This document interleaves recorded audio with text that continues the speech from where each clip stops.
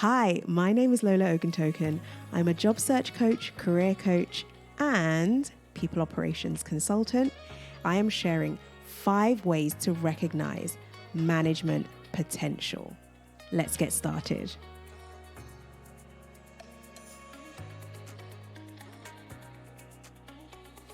The first way to recognize management potential is that this person will be proactive when it comes to solving problems. Now, I know you're probably thinking, oh yeah, well, they do that anyway. That's the reason why they're our star, and that's the reason why we're making them a manager. But I'm not talking about the problems that you hand to them.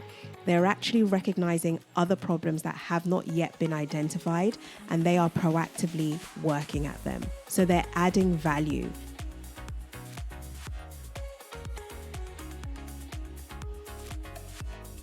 This individual will proactively coach other team members. Now, we've got to be careful with this one because in some scenarios, this can look like this person taking over and dominating and leading everything. But actually, when I say coaching, I mean helping people learn how to solve these problems themselves. So they're effectively helping people grow and develop their skills.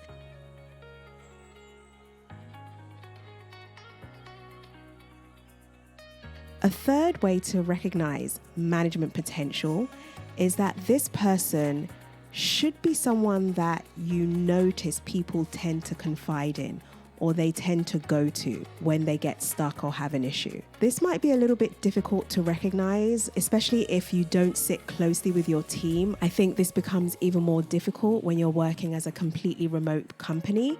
So you may have to figure out ways to understand who works with who, how do they lean on each other, etc. Perhaps in your one-to-ones, you could ask, hey, who have you worked with in the past week, or who has helped you or supported you in some way this week? That's a great way of finding out who is actually stepping up and being present with their team members.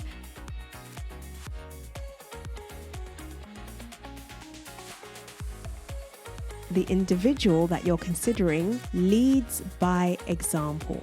There are some people who talk the talk but don't walk the walk. You know what I mean? They're speaking very loudly in the meeting, they're making a lot of noise, they're huffing and puffing, and at the end of the day, they don't do any work or they push all the work onto others. This person should be an example of what good working looks like or optimal working looks like. And they should be showing that in not just what they deliver, but how they go about delivering it.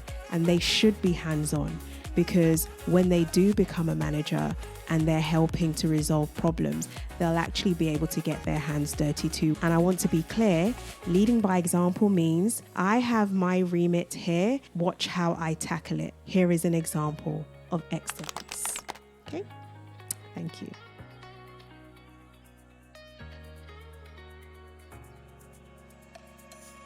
The final way to recognize management potential is an individual who not only speaks up for themselves, but speaks up for others.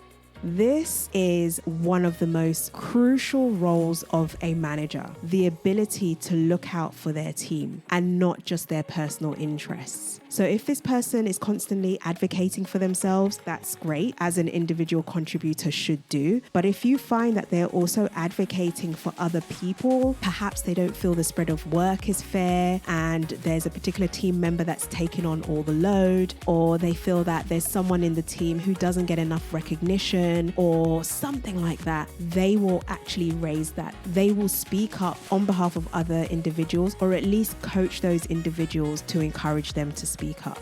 A good manager should be advocating for their team members more than themselves. Thank you for taking the time to watch. Really hoping you found these useful, and I will see you again very soon. Bye.